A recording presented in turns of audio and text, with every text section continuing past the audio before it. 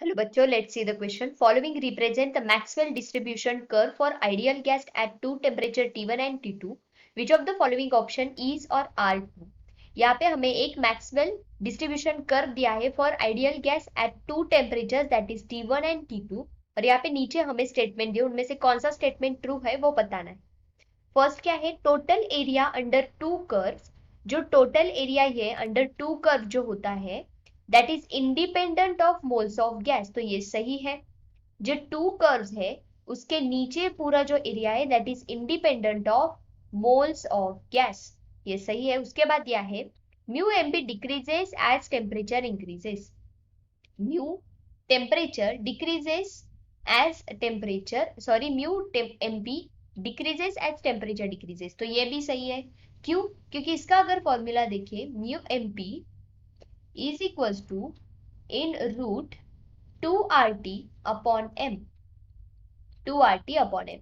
अब यहाँ पे क्या दिखाई दे रहा है, that is u is directly proportional to root of temperature, मतलब टेम्परेचर अगर बढ़ेगा तो ये भी बढ़ेगा और अगर ये डिक्रीज होगा तो ऑब्वियसली टेम्परेचर भी डिक्रीज होगा, तो ये भी सही है। उसके बाद यह है T1 is greater than T2 and hence higher the temperature sharper the curve, ये गलत है, ये स्टेटमेंट गलत है। क्यों? क्योंकि अगर हम देखें higher the temperature sharper the curve, sharper the curve, curve कैसा रहता है, शार्प रहता है। फाइन, तो यहाँ पे अगर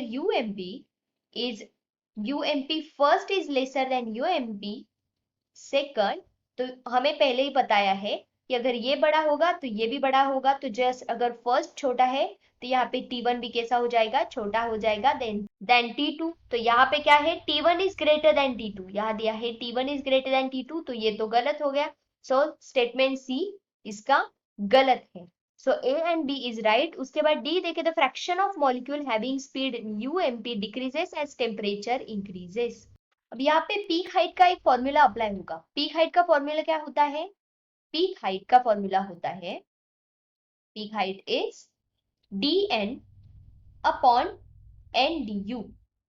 और ये अगर बढ़ेगा, ये अगर डिक्रीज होगा, कब डिक्रीज होगा ये, जैसे कि टेम्परेचर बढ़ेगा। जब टेम्परेचर बढ़ता है तो इसकी पूरी जो वैल्यू है ये डिक्रीज होती है। अब यहाँ पे हमें पता है कि ये जो U है that is directly proportional to temperature. Fine, तो टेम्परेचर बढ़ने के बाद इसकी वैल्यू बढ़ जाएगी और अगर इसकी वैल्यू बढ़ जाएगी तो ये जो पूरा है इसकी वैल्यू क्या होने वाली है, कम होगी। क्योंकि पता है हमें कि